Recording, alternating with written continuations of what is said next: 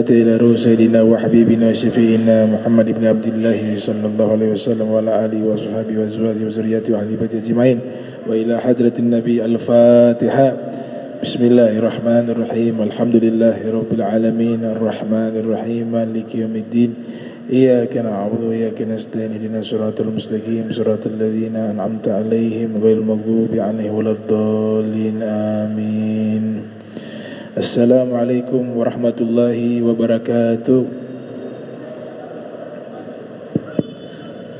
Alhamdulillahilladzi hadana lihadza wa ma kunna linahtadiya laula an hadanallah. Thumma salatu wassalamu ala Rasulillah Sayyidina Muhammad ibn Abdillah wa ala alihi wa sahbihi wa man walah, amma ba'du. Subhanaka la ilma lana illa ma 'allamtana innaka antal alimul hakim.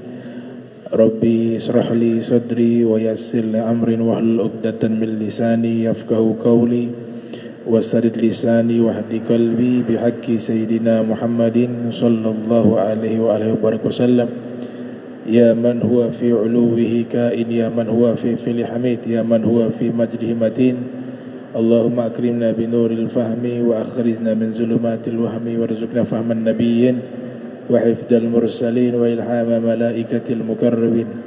Rabbana zidna ilman wa fahma wa aqla ya akramal akramin bihaqqi sayyidina Muhammadin khatamil anbiya wal mursalin. Ya Rahman ya Rahim wa sallallahu ala sayyidina Muhammadin wa ala alihi wa sahbihi wa barak wa sallam walhamdulillahi rabbil alamin.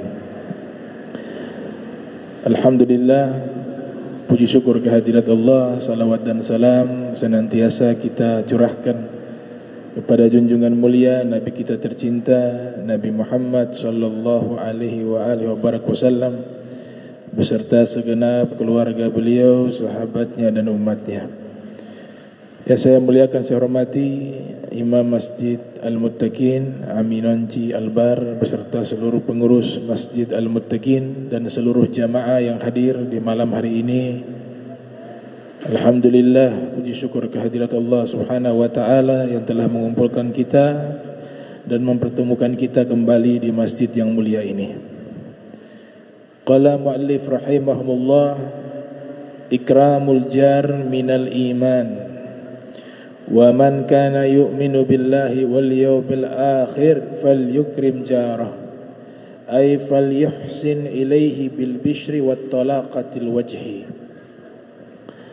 Nabi sallallahu alaihi wasallam bersabda, siapa yang beriman kepada Allah dan hari akhir, maka hendaklah ia memuliakan tetangganya dengan cara berbuat baik kepada tetangganya dengan minimal bil bishri.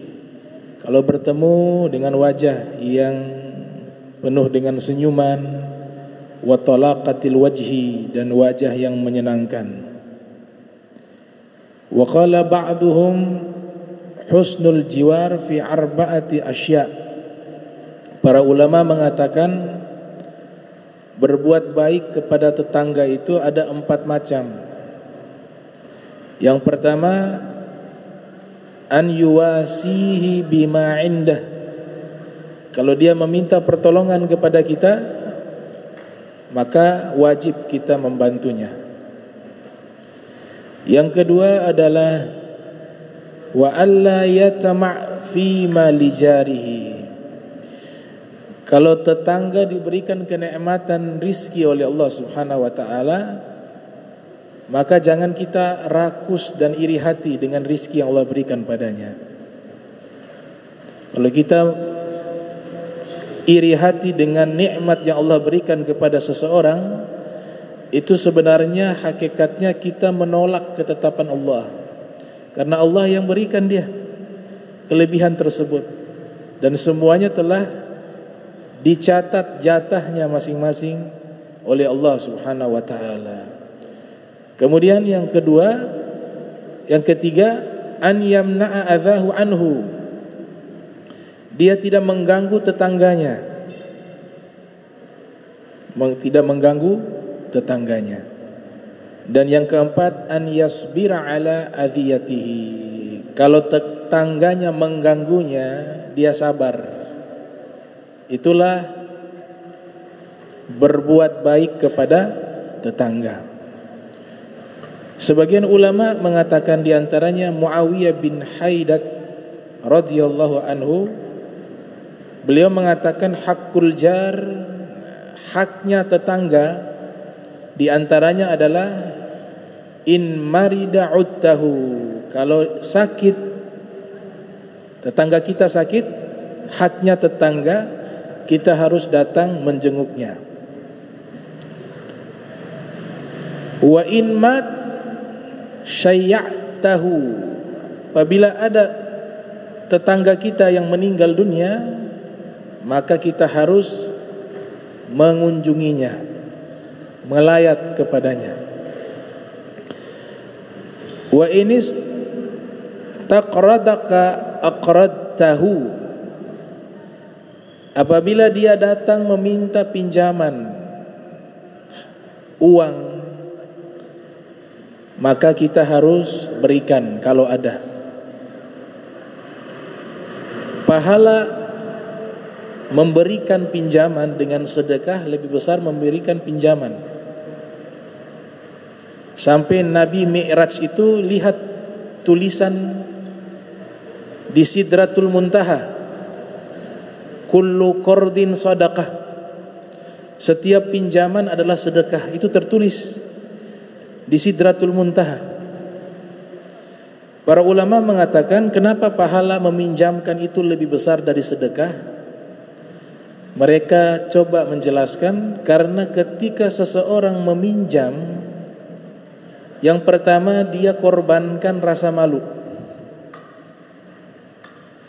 Dia tanggalkan rasa malu, datang meminta tolong, meminta pinjaman. Yang kedua, orang yang meminjam pasti dalam keadaan sangat terdesak dan sangat membutuhkan. Maka sehingga ketika kita menolong dia, maka Allah Ta'ala lebihkan pahala tersebut dibanding sedekah. Sehingga Nabi katakan kullu qardin sadaqah, setiap pinjaman yang ia pinjamkan juga termasuk sedekah, kata Nabi Muhammad SAW. Adapun sedekah yang kita berikan, ada kalanya mereka tidak butuh kita kasih, itu kan namanya sedekah. Tapi kalau dia sendiri datang meminjam, berarti dia sangat butuh bantuan kita. Al-Imam Husain mengatakan kalau ada orang datang meminta pertolongan kita, kita harus bersyukur kepada Allah, karena Allah mengirimkan dia untuk meminta bantu kepada kita, dan Allah berikan pahala besar kepada kita. Namun juga ada yang penyakit, hobinya meminjam, beda itu. Ini jarang-jarang, kasihan. Kita kenal orangnya, ya, kita tahu orangnya tidak pernah nih meminjam uang. Tahu-tahu dia datang minta pinjaman, kita wajib bantu dia. Tapi kalau tiap hari datang pinjam uang, nah ini lain. Sedikit-sedikit pinjam, karena ada penyakit juga. Nanti ditipu. Tapi kalau orang yang jarang meminjam, kemudian satu saat dia datang meminjam kepada kita, maka kita harus menolongnya, dan pahalanya sangat besar karena kita membantu orang yang dalam keadaan kesusahan. Itu pahalanya Allah lipat gandakan, sehingga tertulis di Sidratul Muntaha kullu qardin sadaqah, setiap pinjaman yang kita berikan kepada orang yang membutuhkan maka terhitung sedekah. Apalagi kasih, itu kasih pinjam, artinya kalau dia punya rizki lagi dia ganti, itu juga sudah pahala besar. Bagaimana kiranya kalau kita tidak pinjamkan, dia datang minta tolong kepada kita, justru kita kasih dia, jauh lebih besar pahalanya. Adapun ketika dia meminjam kepada kita, maka itu satu kewajiban bagi orang yang sudah menyatakan saya pinjam, dia harus menggantinya.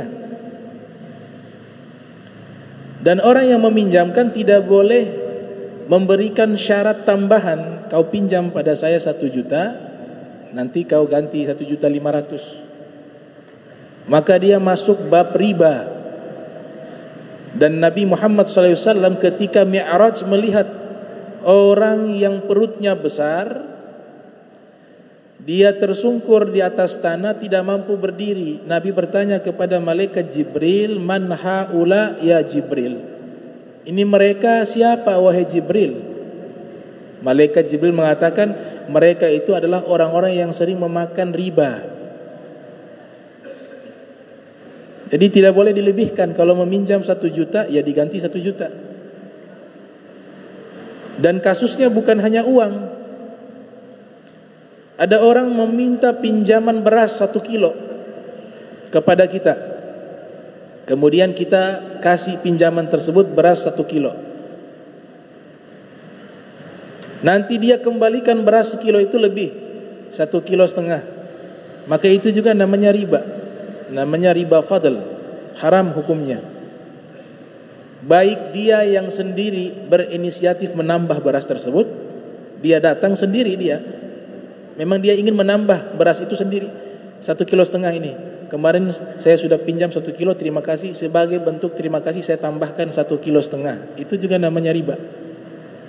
Kecuali beda jenis, dia ganti dengan bawang misalnya, pinjamnya beras, gantinya dengan bawang merah, dia lebihkan tidak masalah. Kalau beda jenis tidak jatuh riba, tapi kalau satu jenis jatuhnya riba. Nah, ini perlu kita ketahui hukum di dalam agama kita. Kemudian hak tetangga lainnya adalah wa inirtakaba amran yu'ibuhu satartahu. Apabila ada aib dari tetangga kita, maka kita harus menutupinya. Bukan sebaliknya disebarkan dan diceritakan ke orang lain, apalagi di broadcast di media sosial. Nauzubillah min dzalik. Jadi hak tetangga sangat besar, dan ini berlaku bukan hanya kepada kaum muslim. Kalau tetangganya non muslim sekalipun punya hak sebagai tetangga di dalam Islam. Ini ajarannya Nabi Muhammad SAW. Yang namanya tetangga, dia punya hak kita berbuat baik kepadanya walaupun dia bukan beragama Islam.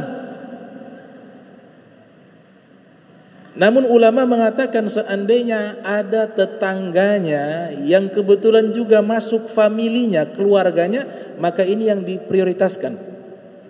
Karena dia dapat 2, hak tetangga dan juga hak sebagai kerabat. Jadi tetangga, baik dia non muslim, yang namanya tetangga kita diperintahkan oleh Nabi Muhammad SAW berbuat baik kepada tetangga tersebut.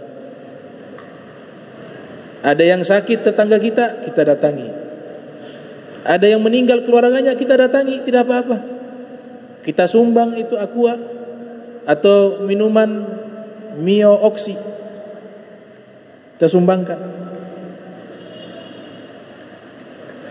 Jadi tidak membeda-bedakan antara tetangga. Kemudian hak tetangga berikutnya, wa in asabahu khairan hanna'tahu. Apabila mereka tetangga kita mendapatkan satu kebaikan, satu kenikmatan, maka kita memberikan ucapan selamat kepadanya. Wa in asabathu musibah azzaitahu. Apabila mereka tetangga kita ditimpa musibah, maka kita harus mentakziahnya, menghiburnya. Wala tarfa'u bina'aka fawqa bina'ih fatasudda alaihi rih. Kemudian hak tetangga lainnya adalah bangunan yang kita bangun tidak boleh sampai menutupi rumahnya sehingga angin terhalang tidak masuk ke rumahnya, terkecuali sudah dapat izin. Sampai seperti itu diatur di dalam agama kita, di dalam bertetangga.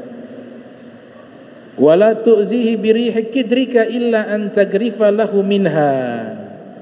Dan jangan mengganggu tetangga dengan aroma makanan yang dimasak, terkecuali dia berikan kepada tetangga. Ini khususnya orang yang punya rumahnya, dapurnya dekat dengan rumah tetangga, itu paling tercium. Jadi walaupun dia tidak melihat menu makanannya apa, dia tahu, oh ini gulai kambing. Dia cium ini. Nah, ini soto. Kasihan hanya dapat ciuman saja. Nabi ajarkan kalau tetangga mencium aroma makanan tersebut, disuruh kita bagikan kepada tetangga.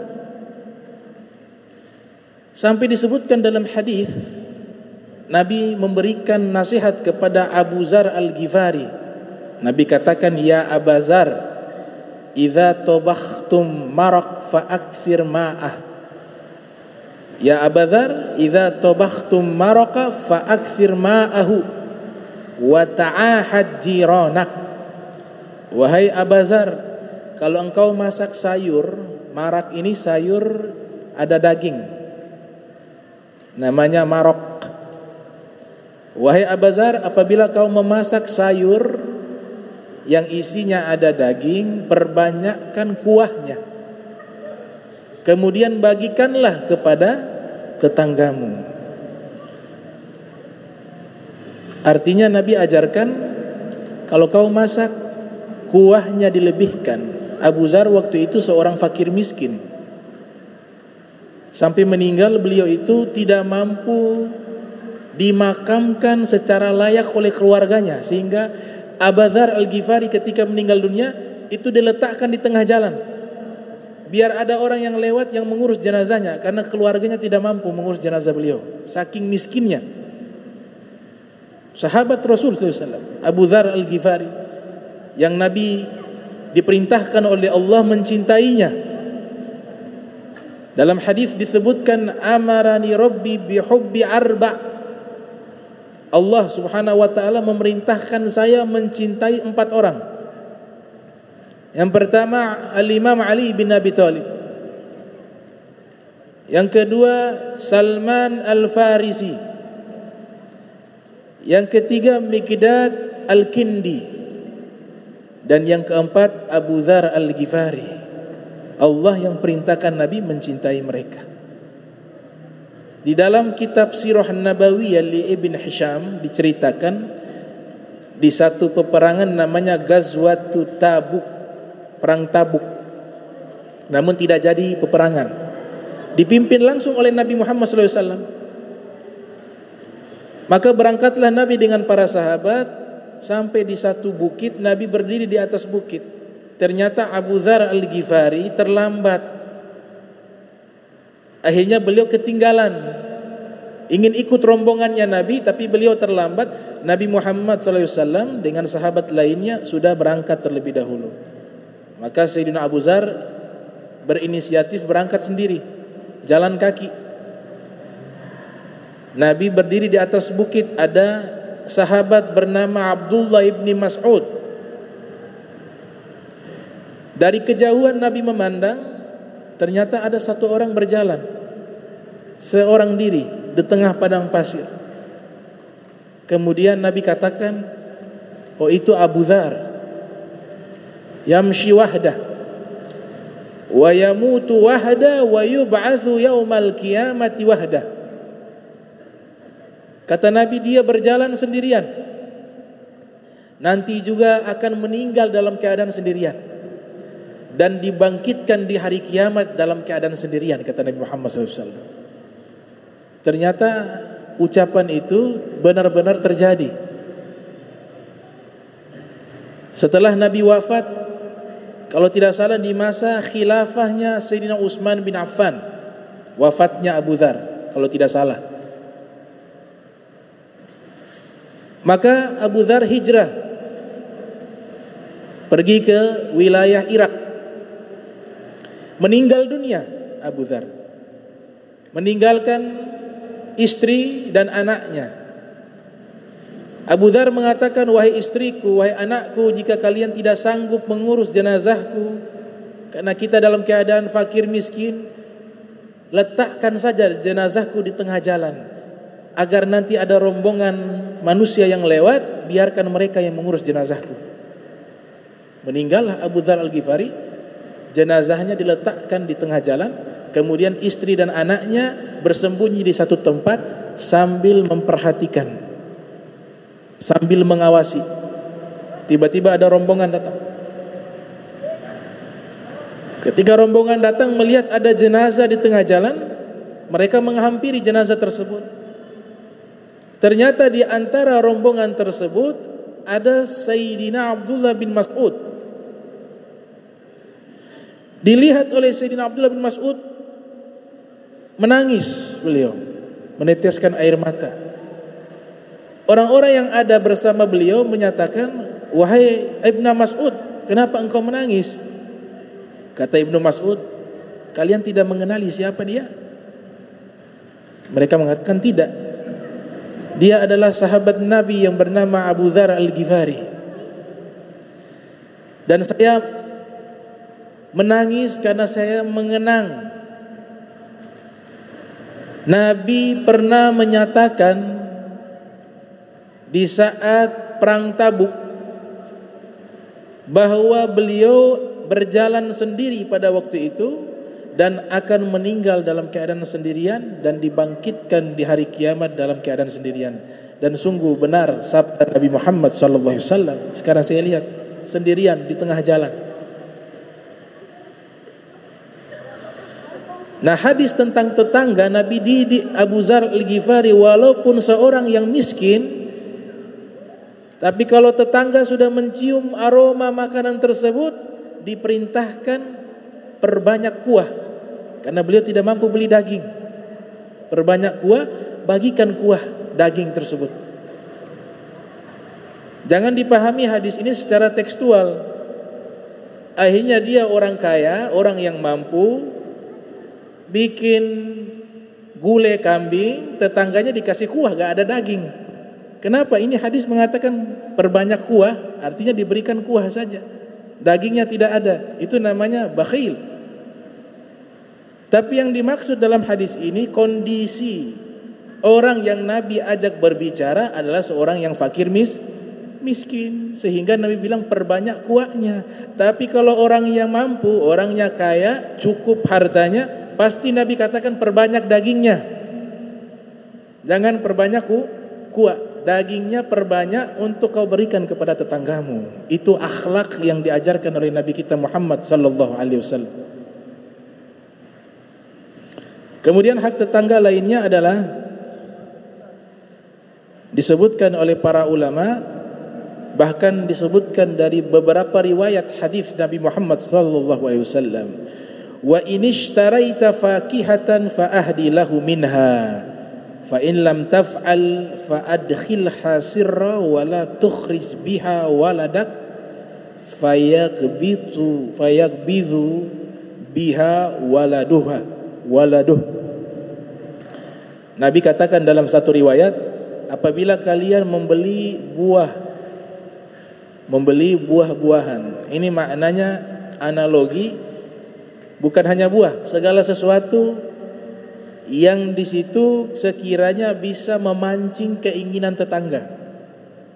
Kata Nabi SAW, apabila kalian membeli buah, diberikan contoh buah, maka hadiahkanlah sedikit atau sebagian dari buah yang kalian beli, jika tetangga melihat. Kenapa? Karena ketika mereka melihat, ada keinginan di dalam hati, kita tidak tahu. Sehingga yang berakhlak, tetangga melihat itu, kita berikan walaupun tidak banyak, sekiranya bisa kita berikan, sehingga kita bisa berbagi kenikmatan bersama dengan tetangga. Kalaupun kita belanja dan memang itu hanya cukup untuk kita, maka Nabi ajarkan, sembunyikan barang belanjaanmu, berusaha sampai jangan mereka lihat. Itu dikatakan di dalam hadis. Dan jangan sampai nanti anak-anak kita mengeluarkan barang-barang yang mewah, barang-barang yang berharga, sedangkan tetangga kita seorang yang fakir miskin, dan anaknya melihat barang tersebut padahal anaknya ini tidak mampu membeli karena miskin, maka ini juga dilarang. Ini diatur di dalam agama kita, menjaga perasaan tetangga. Subhanallah, begitu indah Islam dengan akhlak, dengan al-jamal. Akhlak al-karimah wal jamal, akhlak mulia dan keindahan. Ada satu hadis disebutkan di dalam riwayat Ahmad bin Hanbal yang lahir tahun 164 Hijriah, meninggal 241 Hijriah. Juga hadis ini diriwayatkan oleh Ibnu Hibban dalam sahihnya dari Sayyidina Sa'ad ibn Abi Waqqas, mengatakan Rasul sallallahu alaihi wasallam bersabda, arba'un minas sa'adah, 4 hal dari hal-hal yang membahagiakan. Jadi kalau kita memiliki 4 hal ini, kita mendapatkan kebahagiaan di dunia. Yang pertama adalah al-mar'atu sholihah. Orang yang hidup di dunia, dia menikahi seorang wanita yang soleha. Itu satu kebahagiaan, karena nantinya membantu di dalam kebaikan. Al-mar'atu soleha. Saya ketika belajar di Jakarta, di Bukit Duri, di Kampung Melayu, di Madrasah Ats-Tsaqafah Islamiyah yang didirikan oleh Sayyidul Walid Al-Arif Billah Al-Waliyus Saleh Al-Habib Abdurrahman bin Ahmad As-Saqqaf. Beliau punya murid itu banyak orang-orang Betawi asli, para kiai. Nah, beberapa kawan-kawan saya yang asli orang Betawi, khususnya di kalangan santri, mereka jika ingin melamar anak kiai itu disyaratkan yang pertama kali hal-hal yang berkaitan dengan agama, bukan yang lain. Yang pertama ditanya, bisa ngaji tidak? Kalau belum bisa ngaji, jangan dulu lamar. Kalau dia seorang kalangan pesantren, bisa baca kitab kuning. Sebagian lagi hafalan sampai berapa juz. Pertama kali ditanya masalah itu, dan saya saksikan sendiri. Makanya ada kisah guyon. Ada 3 orang ingin melamar anak kiai. 3 orang ingin melamar anak kiai. Dalam hukum Islam, jika sudah ada yang lamar duluan, gak boleh melangkahi. Tapi dalam kisah ini kebetulan 3-tiganya bersamaan datang masuk ke rumah kiai, mau melamar anak kiai. Kemudian kiai bertanya, nama siapa? Yang satu mengatakan, nama saya An-Nas. Nah, kata kiai, ada keperluan apa datang kemari? 3-tiganya menjawab, mau melamar anak kiai. Oh, baik. Nah, sekarang saya akan uji coba bacaan kalian sesuai dengan nama kalian. Hafalan surat Al-Quran, namanya An-Nas. Nah, sekarang coba baca surat An-Nas. Dibaca, Qul a'udzu birabbin nas. Wah, itu hafal di luar kepala. Ila akhir ayat. Alhamdulillah, kata kiai, lolos. Yang kedua namanya siapa? Kautsar. Wah, lebih pendek lagi suratnya. Surat Al-Kautsar. Oh, namanya Al-Kautsar. Al-Kautsar namanya. Kalau begitu silakan baca lewat hafalan surat Al-Kautsar sesuai namamu. Dibaca, inna a'tainakal kautsar fashalli liwanhar inna syani'aka huwal abtar. Sadaqallahu alazim. Lolos. Yang ketiga, nama siapa? Ya, namanya Imron. Mati dia. Kata kiai, nama Imron. Wah, dipikir sudah. Surat Ali Imron itu panjang. Tapi dia cari akal, dia bilang, tapi biasa dipanggil kulhu. Biasa dipanggil kulhu. Kulhu Allahu ahad. Nah, ini tradisi yang sangat baik. Jadi layaknya orang tua itu, jika ada yang datang melamar, yang dilihat pertama kali adalah agamanya. Dan itu adalah sabda Nabi Muhammad SAW. Apabila seorang laki-laki datang, dia memiliki agama Islam dan dia beragama yang baik dan juga akhlak yang baik, maka terimalah lamaran tersebut. Kalau tidak diterima, maka akan memunculkan fitnah. Kenapa Nabi pisahkan beragama baik dan akhlak? Karena belum tentu juga orang yang baik ibadahnya memiliki akhlak yang baik. Belum tentu. Dan belum tentu orang yang berilmu agama, orang yang pintar dalam ilmu agama, dia berakhlak baik, itu belum tentu. Sehingga Nabi pisahkan. Agamanya baik, namun juga akhlaknya baik. Jadi harus dua-dua inilah yang jadi prioritas. Maka Nabi katakan, kalau kita mendapatkan istri yang soleha, kita mendapatkan kebahagiaan di dunia dan mungkin juga sampai ke akhirat. Sehingga Sayyidina Ali bin Abi Thalib ketika menafsirkan doa Rabbana atina fid dunya hasanah wa fil akhirati hasanah wa qina adzabannar, ya Allah, berikan kepada kami kebaikan di dunia. Apa tafsirannya Imam Ali bin Abi Thalib? Dinukilkan dalam kitab Al-Qirtas ala Syarhi Ratibil Attas.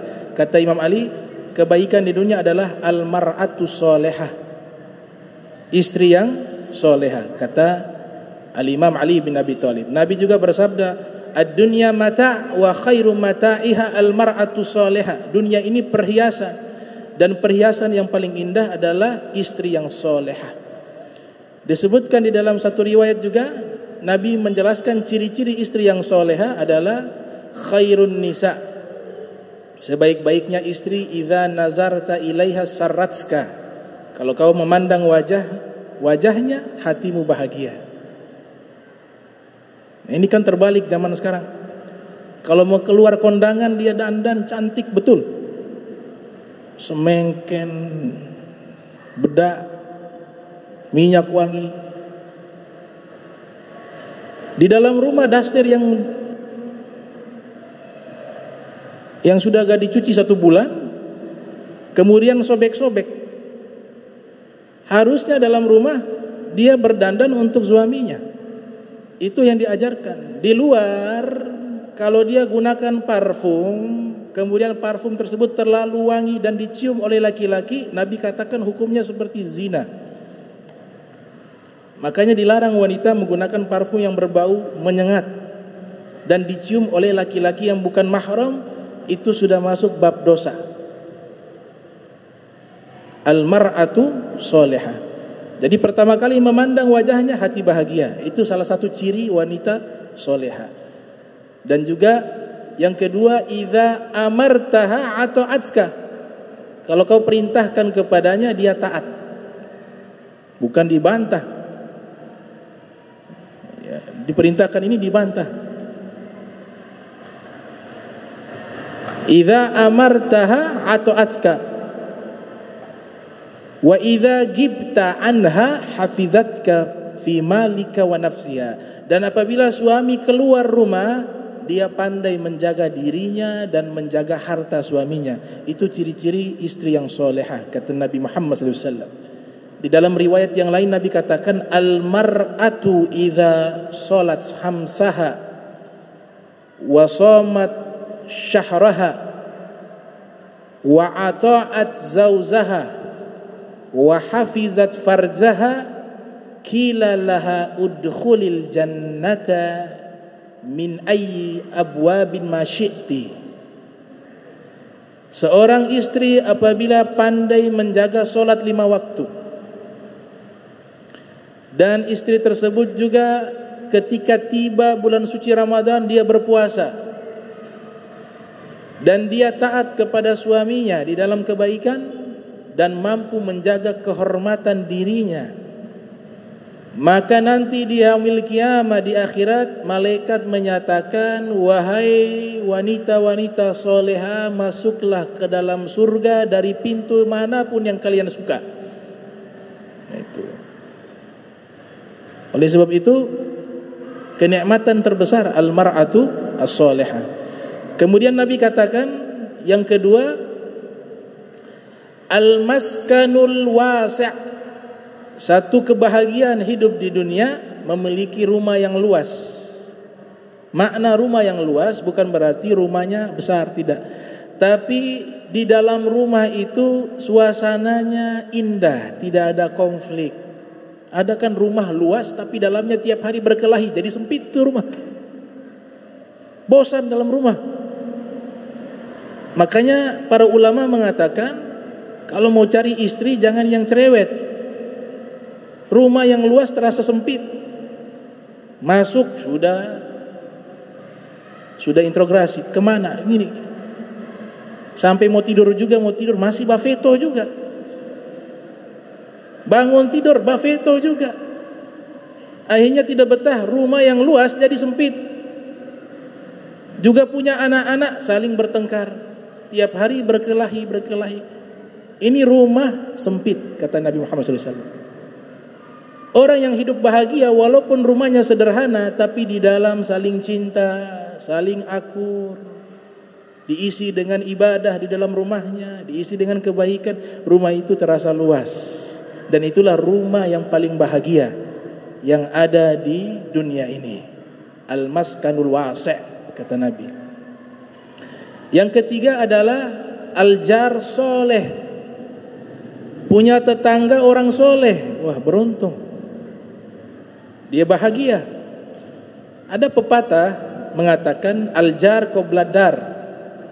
Kalau mau beli rumah lihat tetangga dulu, jangan lihat rumahnya dulu. Rumahnya bagus, tetangganya tiap hari gangguin dia. Tetangganya tidak punya adab, tidak punya akhlak, dia terganggu. Akhirnya kenikmatan memiliki rumah hilang. Nanti dia tanam pohon, pohonnya masuk ke rumah kita.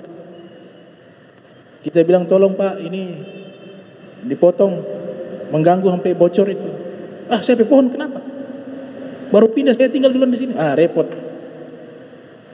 Nanti buat pesta, punya anak kecil, dibuat pesta tanpa izin, putar itu musik, mabuk-mabukan, terganggu. Nanti lagi nongkrong di situ. Apa artinya rumah yang indah kalau lingkungannya seperti ini? Makanya pepatah itu luar biasa, mengatakan al-jar qabla dar. Kalau mau beli rumah, mau pindah di satu tempat, yang pertama kali dilihat tetangganya, bukan rumahnya. Tetangga dulu sebelum rumah. Nanti juga pengaruh lingkungan. Anak-anak kita terpengaruh dengan lingkungan yang buruk, menjadi buruk. Kalau dia seperti ikan tidak masalah. Ikan hidup di laut tapi dagingnya tidak asin. Dia bisa mewarnai, bukan diwarnai. Silakan itu. Dia di lingkungan mana saja, dia bisa merubah orang jadi baik. Tapi kalau dia adalah orang yang justru terpengaruh dengan lingkungan, maka dia harus hindari. Makanya Nabi katakan, al-mar'u ala dini khalilih, falyanzur ahadukum man yukhalil. Seseorang itu karakternya bisa tertular dari kawan dekatnya. Akhlaknya, agamanya, perilakunya itu bisa tertular dengan orang yang dia dekat. Maka perhatikan dengan siapa dia bersahabat. Itu wasiat dari Nabi kita Muhammad sallallahu alaihi wasallam. Ada pepatah mengatakan attiba tasrikut tiba. Karakter ini bisa mencuri karakter. Sampai dikatakan kalau ada seorang menjadi guru yang mengajar, sedangkan guru ini memiliki sifat sombong, maka muridnya akan tertular sifat sombong. Kalau gurunya memiliki hati yang bersih, maka muridnya tertular hati bersih. Kalau gurunya memiliki hati yang tawadu, maka muridnya akan tertular sifat tawadu. At-tiba tasrikut tiba. Karakter mencuri karakter. Kemudian yang terakhir adalah al-markabul hani, memiliki kendaraan yang nyaman. Kendaraan yang nyaman.